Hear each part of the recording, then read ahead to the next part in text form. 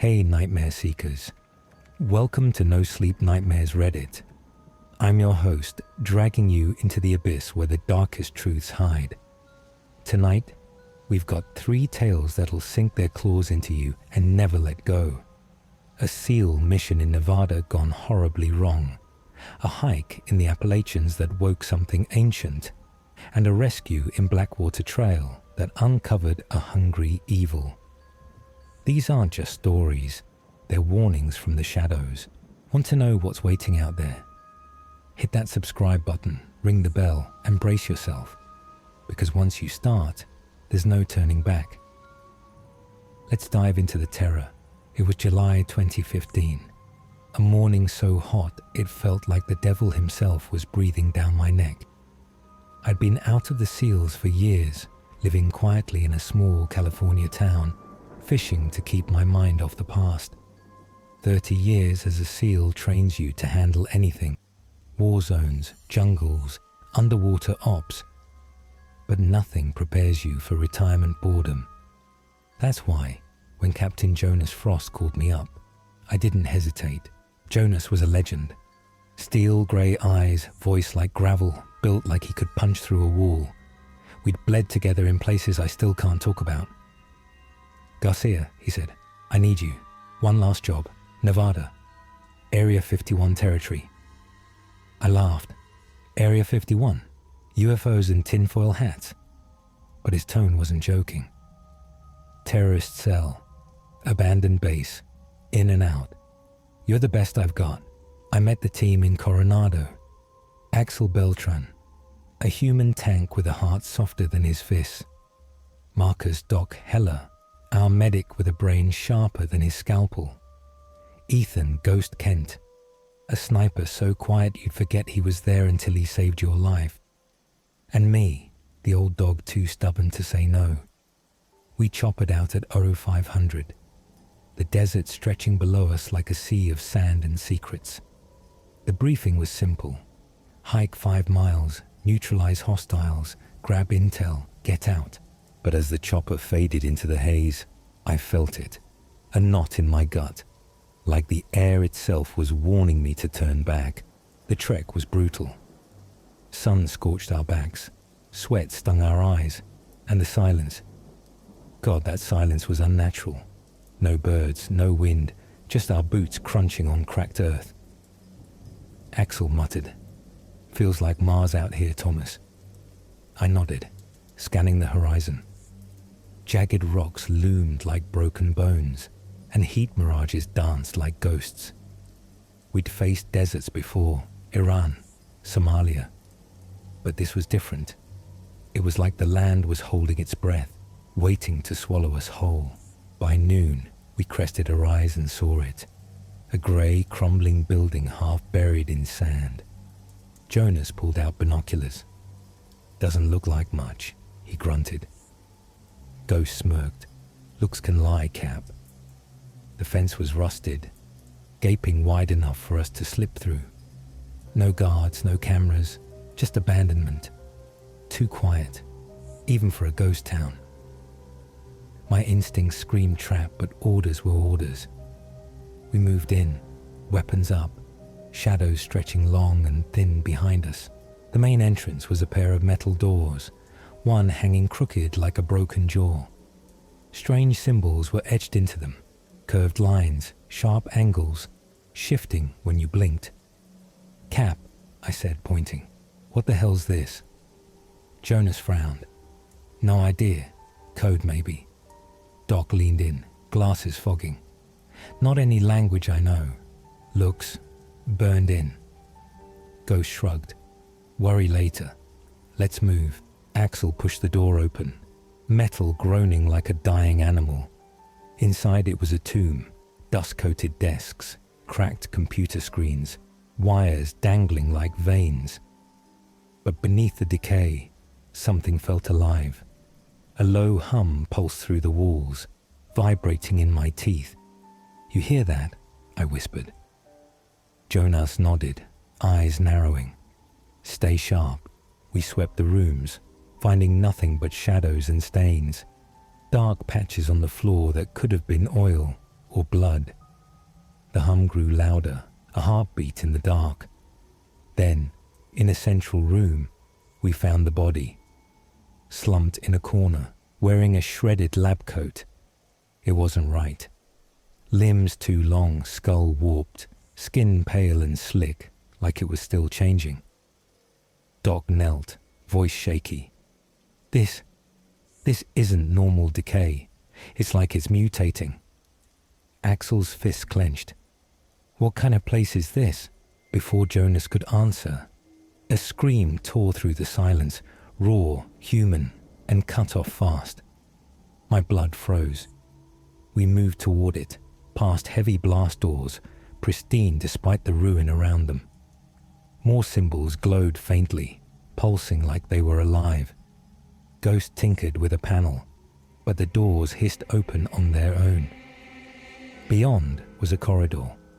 Smooth, reflective walls, air cold enough to cloud our breath. The hum was deafening now, a song no human throat could sing. Ghost took point, his silhouette barely visible in the gloom. 100 yards in, he stopped dead, his voice slicing through the hum like a razor. Cap, you need to see this.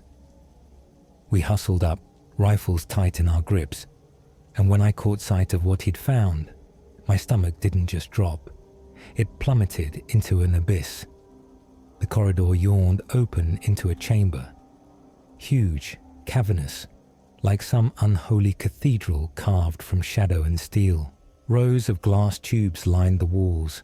Dozens, maybe hundreds, stretching up into the dark beyond where our flashlight beams could reach.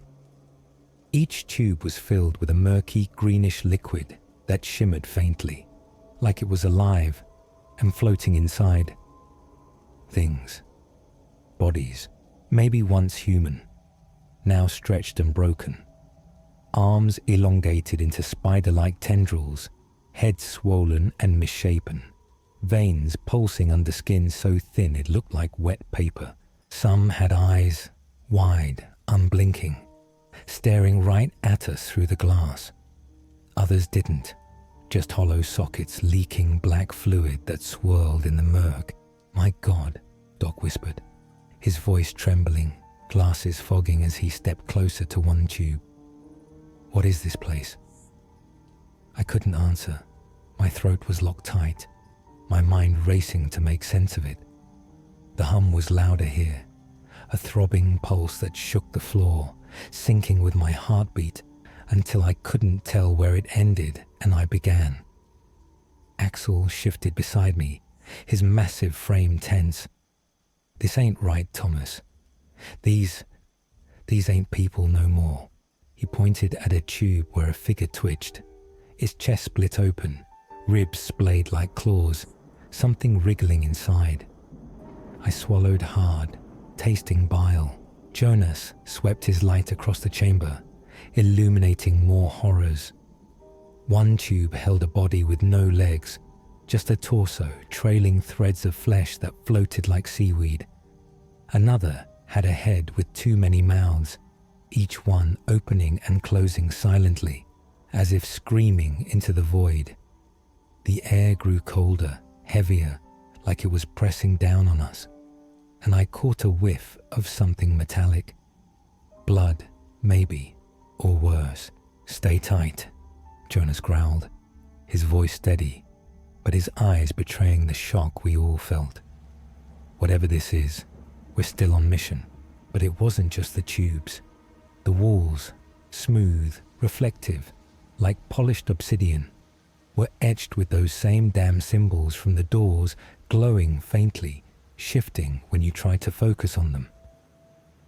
I stepped closer, my breath clouding the surface, and for a split second, I swore I saw my reflection twist, my face, but with black eyes and a smile that wasn't mine. I jerked back, heart hammering. You see that? I hissed to Ghost. He nodded, jaw tight. This place, it's watching us.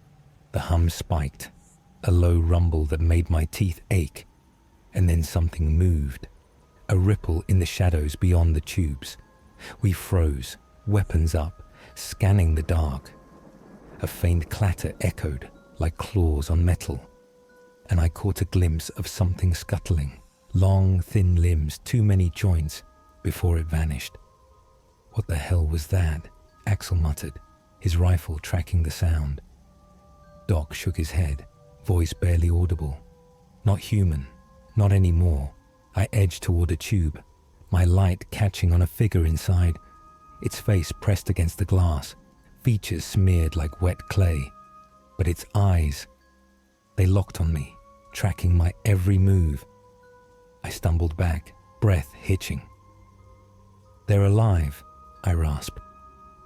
Jonas swore under his breath, swinging his rifle toward the ceiling where a faint drip echoed, liquid, thick and dark, oozing from cracks above. It hit the floor with a hiss, and where it landed, the concrete bubbled, melting like acid. "This isn't a base," I said, voice shaking. "It's a damn lab, or a slaughterhouse." The shadows thickened, coiling like smoke. A tube to my left shuddered, the figure inside slamming its elongated hands against the glass, cracks spider-webbed outward, slow and deliberate. "Move," Jonas barked. But before we could retreat, another sound cut through, a low guttural moan from the far end of the chamber. It wasn't human, wasn't animal, just wrong, vibrating in my bones. My light darted toward it, catching a shape hunched in the corner. Tall, skeletal, its back to us, limbs twitching like it was waking up. Axel gripped my shoulder. "Thomas, we need to go. Now." That's when the voice came, smooth, oily, slithering out of the darkness like a snake. "Welcome, gentlemen. We've been expecting you."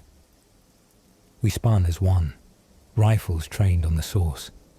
A figure stepped into the light, tall, impossibly thin, its skin pale and slick, like it had been peeled from a corpse and stretched over bones. Its arms hung too low, fingers twitching like spider legs, and its head, God, its head was too big, lopsided, with black eyes that swallowed the light. When it smiled, I saw teeth, rows of them, sharp as needles, glinting wetly. "Who are you?" Jonas demanded, his rifle steady on its chest. It tilted its head, a slow, unnatural motion, like a puppet on strings.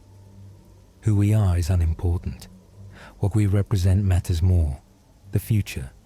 The next step in human evolution." Axel spat on the floor, his voice thick with disgust. "Evolution? This looks more like a damn nightmare to me." The thing's grin widened, splitting its face further than any human mouth should go. "Nightmares are just the mind's way of preparing for possibilities it cannot yet comprehend. And you, my friends, are about to comprehend a great deal." It raised a hand, long, claw-like fingers curling, and a high-pitched whine cut through the air, sharp enough to split my skull. I stumbled, vision blurring, pain searing behind my eyes. Around me, the team cried out, Axel clutching his head, Doc dropping to a knee, Ghost staggering. Through the haze, I saw them. More figures, emerging from the shadows like they'd been waiting all along. They moved with a grace that wasn't human, their bodies bending in ways bones shouldn't allow. Some crawled along the walls, others glided across the floor, their black eyes gleaming with hunger. "Don't fight it," the leader purred, its voice slicing through the noise in my head. "Embrace the change. Become part of something greater than yourselves." Cold hands grabbed me, strong, unyielding, dragging me toward an empty tube. The glass loomed, liquid inside churning like it was eager to swallow me. Through the pain, Jonas's voice broke through, raw and fierce. "Fight, damn it. We're SEALs. We don't go down like this." It was a lifeline. I roared, twisting free, slamming my fist into a creature's face. Its skin gave like wet clay, but it didn't flinch. Axle swung wild, sending two flying into a tube that shattered, spilling its occupant, a writhing, half-formed thing, onto the floor. Doc struggled. Ghost vanished into the chaos. We fought with everything. Fists, knives, desperation. But they were too many, too fast, too wrong. I woke in a hospital, tubes in my arms, Jonas pale in the next bed. No Axel, no Doc, just an official lie. Chemical weapons accident, ghost KIA. But we knew better. Those things weren't human. A month later, Jonas vanished. No note, no trace. I retired, ran from Coronado to a nowhere town, fishing to forget. But the hum followed me, a whisper in my dreams. Years passed, but it wasn't over. Late 2018, I heard it again, louder, calling. I'd see them, tall figures in crowds, two wide smiles, eyes like voids. One night, I couldn't take it. I drove north, into Oregon's deep forests, Siskiyou National Forest, a maze of pines and shadows. I needed answers, or an end. The hum led me, a thread pulling me deeper. The trees grew strange, twisted, leaning as if listening. No birds, no wind, just silence and that pulse. I found a clearing, unnatural, perfect. In the center, a rift shimmered, air bending like glass. Through it, I saw them. Axel, Doc, half changed, eyes pleading. And beyond, a forest not of this world, trees black as tar, branches writhing like tentacles, air thick with a red haze. Something moved, a shadow, tall and thin. "You came back," it said, voice in my skull. I ran, branches clawing my skin, roots tripping me.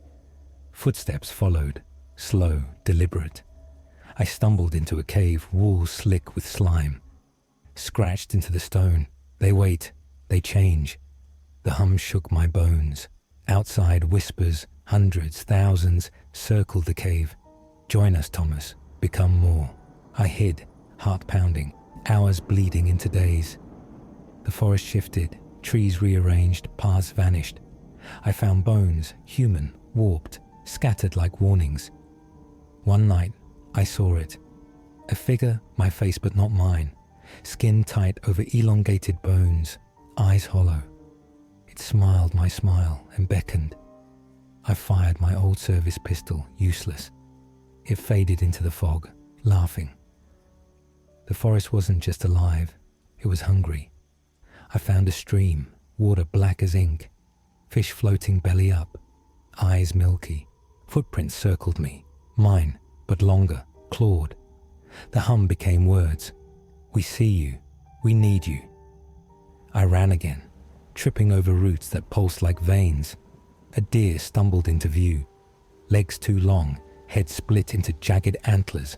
It screamed, human-like, then collapsed, flesh melting into the ground. Days blurred. I found a cabin, rotting, empty, walls carved with symbols from the base. Inside a mirror, my reflection, but older, thinner, smiling that toothy grin. It spoke. "You can't run from what you'll become." I smashed it, glass cutting my hands, but the shards reflected more of them. One night, the whispers stopped. Silence crushed me. Then a crack, trees parted, revealing the rift again. Figures poured out, Axel, Doc, Jonas, twisted into nightmares, leading an army of shadows. "Thomas," they hissed, "it's time." I bolted, forest closing in, branches like hands. I found a road, flagged a trucker. Wild-eyed, he sped me out. "Don't go back," he warned. "Them woods ain't right." That was only the warm-up nightmare seekers. Next, we're trekking into the Appalachians, where the trees don't just watch, they hunt. A group of friends found something ancient, and it found them. Subscribe now. Comment your creepiest forest tale. Keep us company in the dark. The shadows are closing in, so let's step deeper. It started innocently enough. 4 buddies sick of the 9 to 5 grind, craving a break. I've been planning this trip for months. Me, Yannick, Gabe, and Benji, heading deep into the Appalachians where no cell signal could reach us. July 15, 2023, the sun barely up. We piled into my old Ford F-150, gear rattling in the bed. Yannick rode shotgun, his Eastern European accent thick as he spun conspiracy theories about secret bases. Gabe, wiry and loud, cracked jokes from the back, while Benji, calm, level-headed Benji, kept us from veering off into chaos. We weren't just escaping, we were hunting a mystery. 2 months earlier, at Al's bar, Benji overheard two old-timers whispering about a trail not on any map, leading to a cabin from the 60s. Some said it was a moonshiner's hideout. Others swore it was cursed. Hikers went looking and never came back. Naturally, we had to find it. We scoured topo maps, forums, anything, piecing together scraps until we had a rough plan. As we drove, the city faded to hills, then dense forest, the air buzzing with excitement and a weird edge I couldn't shake. By mid-morning, we hit the trailhead, an overgrown patch off a dirt road, no signs, just trees swallowing the path. Gabe squinted at it. "You sure this is it, Hal?" I shrugged, hefting my pack. "Matches the forum post. Let's go." Yannick grinned, eyes wild. "Guys, if we find this, we're legends." Benji, ever the voice of reason, adjusted his rifle strap. "A precaution for bears," he'd argued. "Let's not get lost first, okay?" With that, we stepped into the woods, the canopy closing over us like a lid. The first few hours were normal.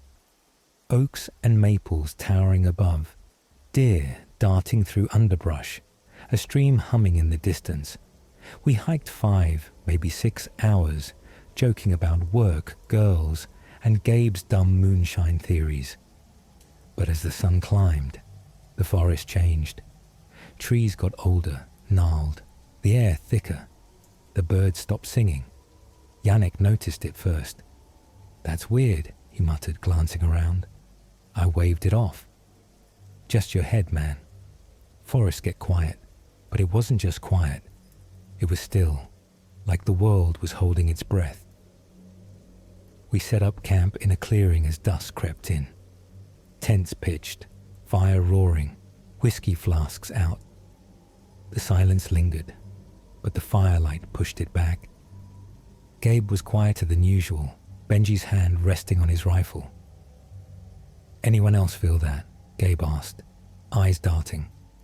I nodded, reluctant. "Yeah, like we're not alone." Yannick smirked, half drunk. "Maybe it's the cabin ghosts." No one laughed. After dinner, Yannick stood. "Gotta piss," he grumbled, stumbling into the trees. 10 minutes passed. 15. "Think he got lost," Gabe joked, but his voice cracked. I grabbed my flashlight. "I'll check." Into the woods I went, calling, "Yannick, you good?" Silence swallowed my voice. Then I saw it. A glow, faint, metallic. A rusted truck, moss-covered, parked where no road could reach. "What the hell?" I muttered, stepping closer. Something moved behind it, fast, gone before I could focus. A scream ripped through the night. Yannick's. I bolted back, crashing into camp. Gabe and Benji were up, wide-eyed. "What happened?" Gabe yelled. He screamed, "I didn't see." Benji grabbed his rifle. "We're not leaving him." We plunged into the dark, flashlight slicing through brush, shouting his name. Then we found it. Yannick's hat, torn, lying in a pool of blood. My stomach lurched. "We're not alone," Gabe whispered. Benji's grip tightened. "We're not leaving him. Ne kem." We pressed deeper into the forest, the air growing thick with the smell of damp earth and something sour, like rot. Yannick's blood trail was our only guide, dark smears on leaves splattered across roots, leading us into a tangle of thorns and shadows that seemed to tighten around us. My flashlight beam danced wildly, catching glints of movement. Too quick, too wrong to be real. "Yannick!" I shouted again, voice raw, echoing back distorted, like the trees were mocking me. That's when I saw it. A figure standing between two gnarled oaks, tall and thin, hair wild like a nest of snakes, clothes hanging off him in filthy tatters. My heart leapt. "Yannick!" I called, stepping closer, hope flickering. He turned, slow and deliberate, and every ounce of that hope died. It wasn't Yannick. It was an old man, gaunt, skin stretched tight over bones, eyes sunken but unblinking, glowing faintly in the dark. His mouth twisted into a grin, crooked and wide, teeth jagged like broken glass. My blood turned to ice. "Who the hell are you?" I shouted, my voice trembling despite myself. He didn't answer, just stared, that smile stretching wider, splitting his face into something inhuman. The air around him felt heavy, wrong, like it was pressing against my chest, squeezing the breath out of me. Benji snapped his rifle up, stepping beside me. "Stay where you are," he barked, finger twitching on the trigger. The old man's grin didn't falter. If anything, it grew, curling up toward his ears in a way no face should. Gabe stumbled back, muttering, "What the hell is that thing?" I couldn't move. Those eyes pinned me, hollow yet alive, like they were peeling me apart layer by layer. Then, without a sound, he bolted, fast, too fast for something that looked half dead. Vanishing into the shadows, the forest swallowed him whole, leaves rustling in his wake like a whispered laugh. A scream pierced the night. Yannick's, raw and close, shredding the silence. "He's alive," Gabe yelled, and we ran, crashing through brush, thorns tearing at my arms. The blood trail thickened, pooling in patches, glistening wet under my light. We burst into a clearing. Small, unnatural, the ground churned like something heavy had thrashed through. Blood was everywhere, smeared across rocks, dripping from low branches, painting the earth in streaks of red. "Jesus," Benji whispered, his rifle sweeping the perimeter. "What did this?" My stomach churned. Too much blood. More than a man could lose and still scream. I spun, scanning the trees, and there he was again, behind us, standing just beyond the firelight's reach. That twisted grin gleamed, catching the moon like a blade. "Get away from us," I roared, grabbing a stick from the ground, brandishing it like it'd do anything. He tilted his head, slow and curious, then took a step forward, silent, deliberate, his bare feet leaving no mark in the bloody mud. Benji fired. Boom, the shot deafening, echoing off the trees. The old man dropped, a crumpled heap. But he didn't stay down.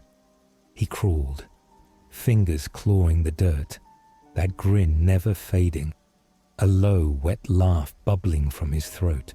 "Run!" Benji shouted, firing again. Another crack, another hit. But the man kept moving, dragging himself toward us, faster now, his limbs bending at angles that made my skin crawl. Gabe was already bolting, his flashlight beam jerking wildly. I grabbed Benji's arm. "Go, go!" And we tore out of there, his laughter chasing us, sharp and jagged, cutting through the hum that had started to rise from the ground. Branches snapped behind us, too close, too loud, and I risked a glance back. He was up, lurching after us, that grin splitting his face wider, eyes locked on mine like he knew me. The forest seemed to shift, trees leaning in, roots rising like traps. My lungs burned, my legs screamed, but that laugh kept coming, weaving through the dark, joined by other sounds, whispers, faint and overlapping, voices I couldn't place. "He's not alone," I gasped, shoving Gabe ahead. Benji fired over his shoulder, blind, the shot lost in the night. The old man's silhouette flickered between trees, There, then gone, then closer. Moving like a spider. All wrong angles and speed. What is he? Gabe sobbed, tripping, scrambling back up. I didn't know, couldn't know, but those eyes, that grin, they weren't human. They were something older, something the forest had birthed and fed. We hit a ridge, sliding down into a gully, the laughter fading for a moment. I crouched, panting, ears ringing. We lost him, Gabe whispered, hopeful. Benji shook his head, wiping blood, mine or his, from his face. He's playing with us. The hum pulsed louder, vibrating in my chest. And then I saw it. A shadow atop the ridge, outlined against the moon. Not 1, 3, 5, more, tall, thin, grinning. The old man wasn't alone. He'd brought friends. We ran blind, branches slashing our faces like knives, roots snagging our boots with every desperate step. The forest wasn't just a backdrop anymore. It felt alive, hostile, a predator tightening its grip. Trees shifted in the corner of my eye, their trunks bending inward as if closing a trap, bark splitting to reveal dark, glistening streaks that looked too much like blood. I saw shapes, tall, thin, darting just beyond the reach of our flashlights, always staying one step ahead, herding us deeper. Gabe panted behind me, his breaths ragged, while Benji's curses cut through the chaos, sharp and angry. What was that thing? Gabe gasped, voice breaking. Not human, I rasped, my throat raw from shouting. Not anymore. We stumbled back to our campsite, tents standing eerily untouched, bathed in pale moonlight that made them look like ghosts. Grab what you can, Benji ordered, slinging his rifle over his shoulder, hands shaking as he stuffed gear into his pack. Twigs snapped nearby, close, too close. I spun, flashlight beam slicing through the dark, but nothing, just the trees, looming taller, their shadows stretching like fingers across the ground. We don't have time, I hissed, grabbing my bag. The snap came again, louder, joined by a low creak, like wood bending under weight it shouldn't bear. We didn't wait, bolted for the truck, the forest roaring to life behind us, but the woods wouldn't let us go. The trail we'd taken twisted, doubled back, vanished under a carpet of moss that pulsed faintly, like it was breathing. Fog rolled in, thick and grey, muffling sound, until our footsteps sounded like whispers. I heard it then. A hum, low and steady, rising from the earth itself, vibrating through my boots into my bones. You hear that? I asked, voice trembling. Benji nodded, his rifle sweeping the haze. Gabe whimpered, clutching his pack. It's following us. They're following us. Hours bled together, time slipping away as the forest morphed. Trees loomed impossibly tall, their bark peeling back in strips, exposing a wet red underlayer that glistened like flesh. Branches curled downward, clawing at the air, some snapping off and wriggling on the ground like severed limbs. I tripped over a root, thick, black, pulsing like a vein, and hit the dirt hard. My flashlight rolled, beam catching a stream nearby. The water ran black as ink, sluggish, with fish floating belly up, their eyes milky and blind, mouths gaping in silent screams. Footprints circled us in the mud. Ours, but stretched, clawed at the edges, like something had borrowed our steps and twisted them. Hal, look, Benji whispered, pointing. Beyond the stream, a shape moved, low, hunched, dragging something heavy. It paused, head snapping toward us, and I glimpsed eyes, too many, glowing faintly, before it slunk back into the fog. My skin crawled. It's not just the old man, I said. There's more. The hum grew louder, a chorus of whispers weaving through it, soft, overlapping, voices that weren't human but mimicked words. stay, join, ours.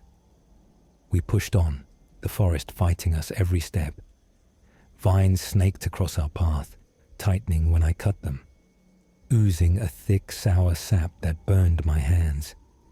A tree ahead shuddered, its trunk splitting open with a wet crack, revealing a hollow inside, bones, human, tangled with roots that pulsed red as if feeding. Gabe gagged, stumbling back. This place, it's alive, Hal. It's eating. I grabbed his arm, pulling him forward. Keep moving. Then we saw it. A cabin, rotting and moss-eaten, emerging from the fog like a tumor. Symbols from the truck were scratched into its walls, jagged and deep, glowing faintly with a sickly green light. The door hung ajar, swaying in a breeze we couldn't feel. Inside, a stench hit me. Decay, wet earth, and something metallic, like old blood. Bones littered the floor, human, warped, some still glistening with bits of flesh, others fused into the wood like they'd grown there. A mirror hung crooked on the far wall, its glass cracked but intact. I stepped closer, and my reflection stared back, older, thinner, my face stretched into that twisted grin I'd seen on the old man. "You're next," it mouthed, lips moving out of sync with mine. I smashed it with my fist, glass biting deep. But the shards reflected more faces. Yannick's, eyeless, smiling, then Gabe's, then Benji's, all grinning back at me. The hum spiked. Words now clear and cold. Stay, join. Trees outside bent toward the cabin, groaning as their branches pressed against the windows, splintering the frames. Gabe screamed. A figure stood outside, Yannick's shape but wrong. Limbs too long, head cocked at an impossible angle. It tapped the glass, slow and deliberate, nails scraping like knives. Benji fired through the window, the shot shattering the silence. It vanished, laughing. A high, bubbling sound that echoed inside my skull. "We're trapped," Gabe sobbed, sinking to the floor. I grabbed his collar, yanking him up. "No, we're not. We move now." But the forest wasn't done. As we burst out, the ground shifted. Soft, sucking at our boots like mud, but alive, rippling underfoot. A shadow loomed ahead, a tree, its branches writhing like tentacles, snapping toward us. I ducked, barely, the wood grazing my cheek, leaving a burning welt. Gabe wasn't so lucky. A branch snagged his leg, yanking him back. He screamed, clawing the dirt as it dragged him toward the trunk's gaping split. Benji lunged, hacking at it with his knife, sap spraying like blood. "Hold on," he yelled, pulling Gabe free, but the forest answered. A dozen more trees shuddered, their roots rising, coiling, reaching. We ran, the whispers swelling into a roar. "You can't leave." We fled, forest closing like a fist. Roots pulsed, tripping us. Branches clawed my skin bloody. A deer staggered out, legs bent backward, eyes human, screaming before melting into the ground. The hum roared. "You're ours." I saw them, dozens, hundreds, gaunt figures with two wide smiles, eyes glowing in the fog. Yannick led them, half his face gone, grinning. "Hal," he rasped, "come home." We broke through, hitting a road at dawn. I flagged a truck, driver pale, speeding us out. "Stay away," he muttered. "Them woods eat people." Militant police searched, found nothing. No Yannick, no old man. They called it a bear attack. We knew better. The terror's growing, nightmare seekers. Now, we're in Blackwater Trail, where a rescue mission woke something hungry, something old. It's not just a story, it's my nightmare. Hit subscribe, leave a comment. What would you do if the woods turned on you? Hold tight, because this shadow's the deepest yet. Let's face it together. It was a grey morning in Millbrook. the kind where the mist hangs low and the air feels heavy. I'd been with search and rescue for over a decade, seen it all. Lost hikers, twisted ankles, the occasional bear scare.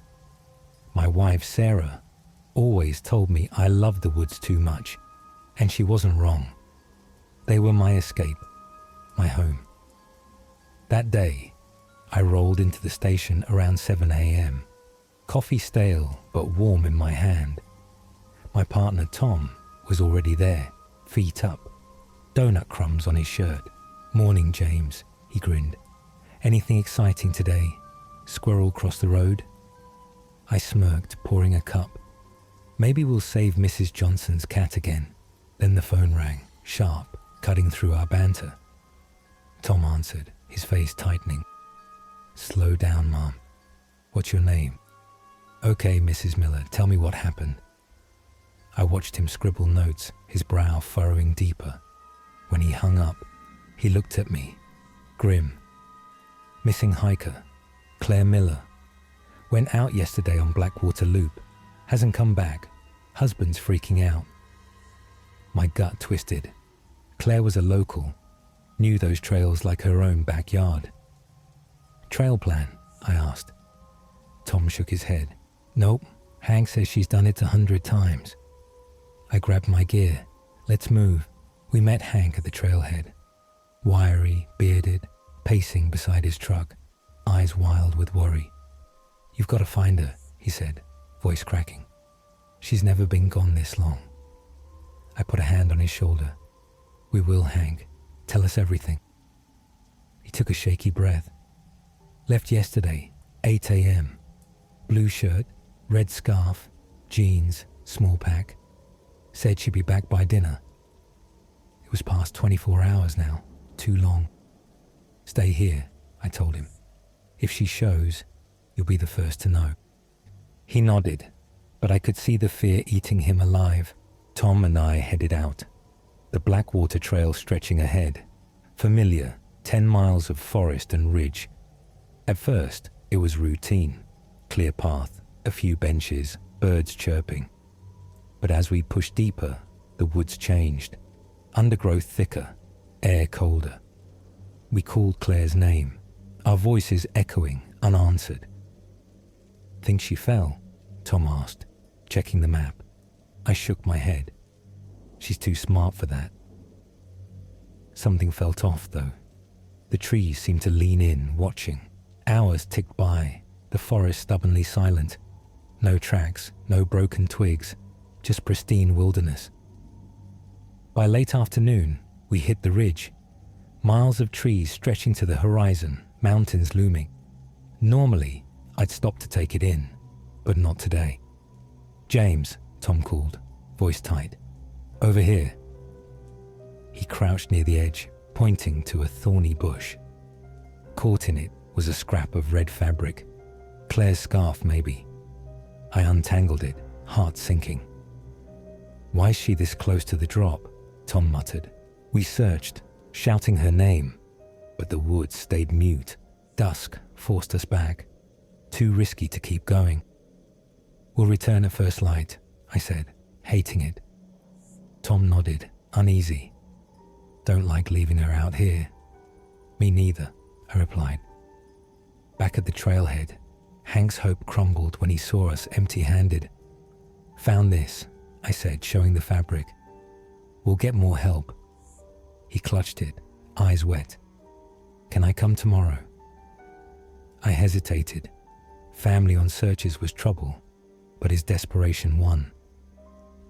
"Okay, but you follow us. No heroics. That night, sleep dodged me." Sarah stirred as I lay awake. "Be careful," she murmured. "Always," I promised. But my mind churned. Claire, alone, lost, or worse.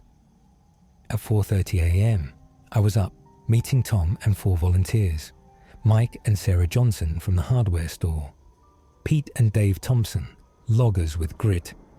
We split into teams, me with Hank, and hit the trail at dawn, mist cloaking the trees.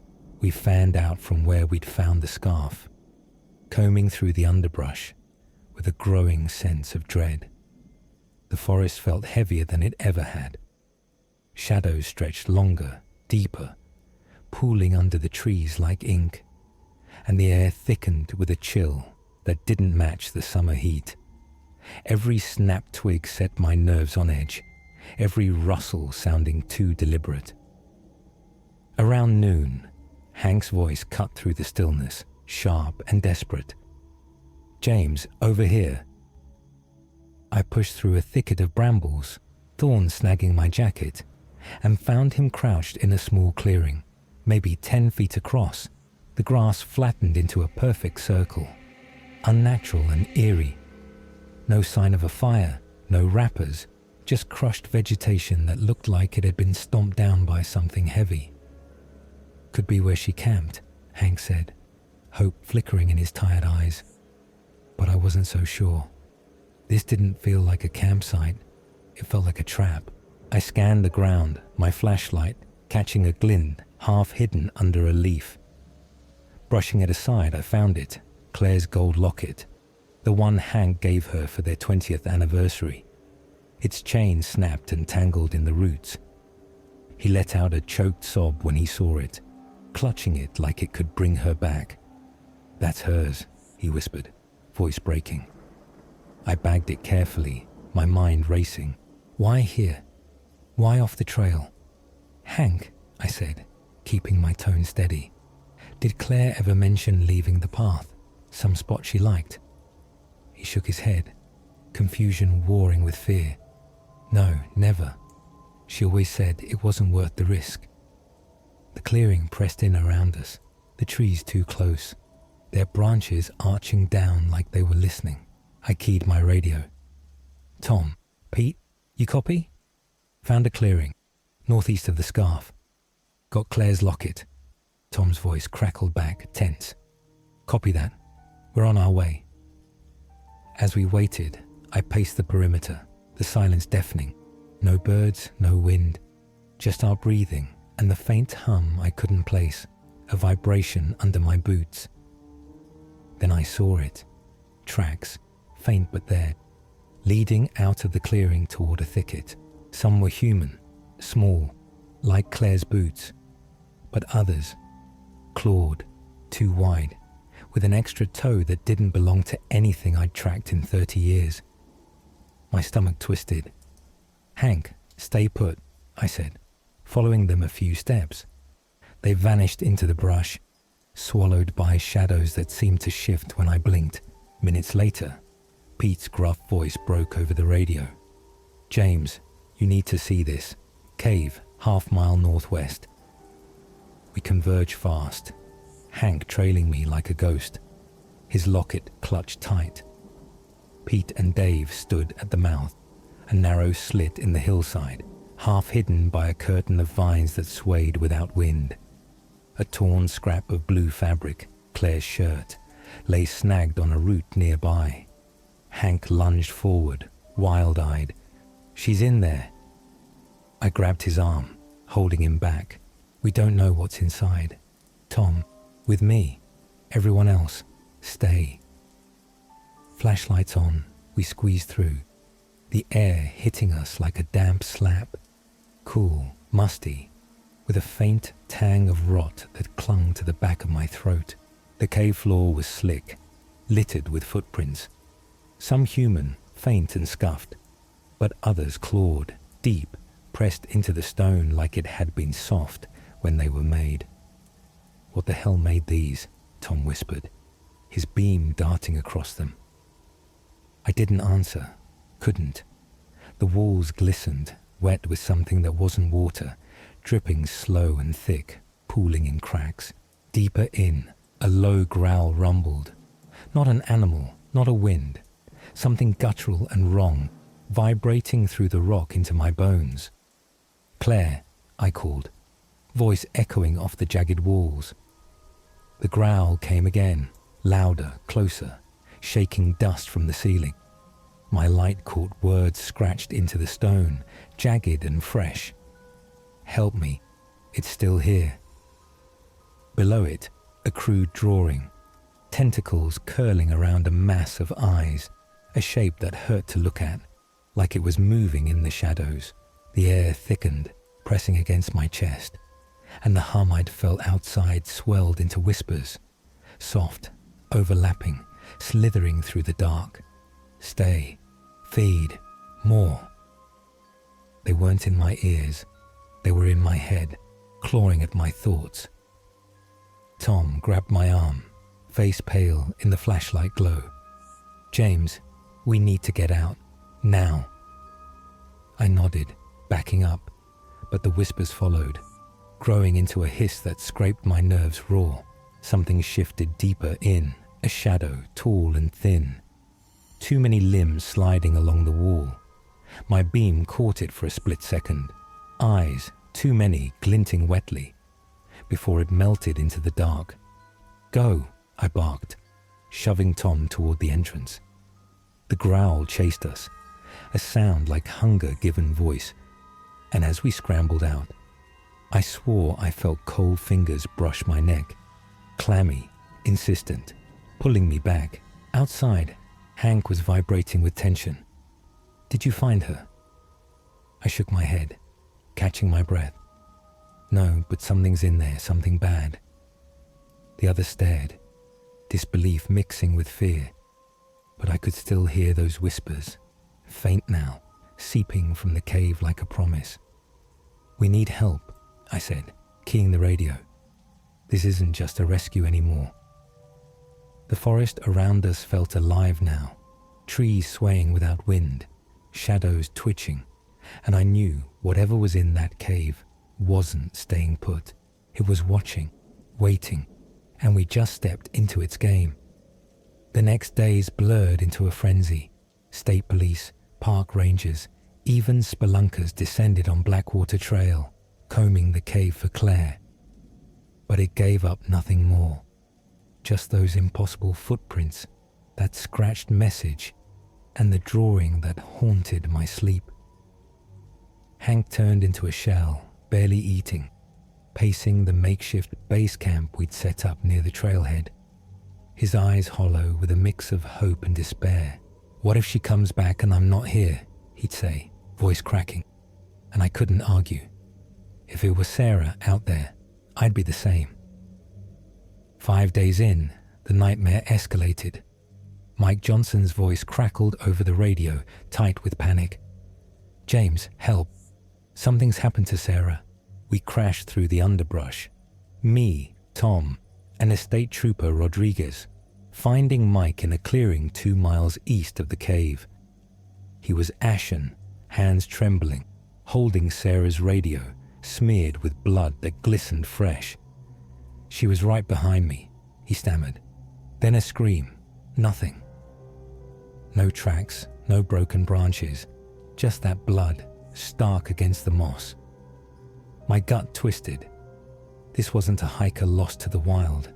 Something was taking them. As we widened the search, the forest shifted. Trees loomed taller, their bark peeling back like shedding skin, revealing a wet, red underlayer that pulsed faintly, like veins beneath flesh. Shadows darted, tall, thin, gone when I turned, but I felt their eyes, cold and unblinking. Rodriguez found it next, carved into an oak. "It's hungry. Run." That same damn drawing, tentacles, eyes etched deep, sap oozing black around it. "What the hell's going on?" he asked, hand on his gun. "It's spreading," I said, voice grim. Reports flooded in. 2 hikers gone from another trail. A farmer's cows torn apart with surgical cuts. No paw prints. Just silence where life used to be. The woods weren't just a backdrop anymore. They were alive, hostile. A predator waking up. Trees creaked without wind. Roots snaked across paths, curling like fingers. Whispers drifted through the fog, soft, insistent. More. Need more. We called in experts, Dr. Elena Vasquez, a cryptozoologist, and Dr. Marcus Chen, a folklore specialist, arriving with gear I couldn't name. They pored over data, faces set. "This is a trans-dimensional entity," Vasquez said, showing jagged graphs. A breach between worlds. It's feeding, crossing over. Chen nodded. The patterns match old legends, things that take, that change. 3 days later, their sensors spiked. 5 miles northeast, a massive energy surge. We trekked out. Me, Tom, Rodriguez, Hank, the doctors. Air thick with a storm's promise, electric and heavy. Trees bent as we passed, branches snapping like bones, leaves falling brittle and black. A clearing glowed ahead, air twisting into a rift, shimmering, tearing reality like wet paper. Claire stumbled through, arms outstretched, screaming, "Help me!" Hank tore free, running. Claire. A thing emerged behind her, tentacles writhing, eyes glinting. A mass of hunger that pulsed with the hum, now deafening in my skull. It seized him, dragging him through, his scream cutting off sharp. "More!" it hissed. A voice in my mind, ancient, ravenous. Vasquez worked her device, wind howling, the rift shrinking. "Hank!" I yelled, but Tom held me back. "We'll lose you too." One last glimpse, Claire and Hank, eyes accusing. Then it snapped shut, thunder knocking us flat. Silence fell, birds chirping again, mockingly normal, but the forest wasn't done. Backtracking, paths vanished, trees rearranged, roots rose like traps. Whispers circled, louder. "You're next, stay." A cabin loomed, rotting, moss-eaten, symbols pulsing green on its walls. Inside a stench hit, decay, blood, earth. Bones fused with the floor, some human, some not, tangled with roots that throbbed red. A mirror hung cracked. My reflection grinned, twisted, eyeless. "Join us," it rasped. I smashed it, shards showing Claire's face, then Hank's, smiling. The ground shuddered, soft, sucking at my boots, alive. Trees outside bent, branches clawing the roof, splintering wood. A shape moved beyond, tall, thin. Too many arms, dragging something wet and broken. Its eyes, dozens, locked on me through the fog, glowing sickly yellow. The hum spiked, words clear. "Feed us, more." I bolted, forest closing like a fist, whispers chasing me into the dark. We fled, forest alive, branches clawed, ground sucked. A deer melted, screaming. Figures, Claire, Hank, warped, led a horde. "James," they rasped, "stay." I hit a road. Trucker saved me. Millbrook scarred, woods shunned. I retired, but the hum lingers, eyes in the dark. That's where the shadows leave us, nightmare seekers. 3 tails, 3 scars. A desert lab twisting humanity, a forest that hunts its own, a trail hiding something ancient and ravenous. These aren't just stories of survival. They're echoes of what we become when the dark seeps in, changed, haunted, never whole again. What's the cost of facing the unknown? I still hear the hum, feel those eyes. If these hit you deep, drop a like, comment what keeps you awake. Your fears fuel this fire. Subscribe to No Sleep Nightmares Reddit for more, because the shadows don't sleep. And neither should we. Stay restless until next time.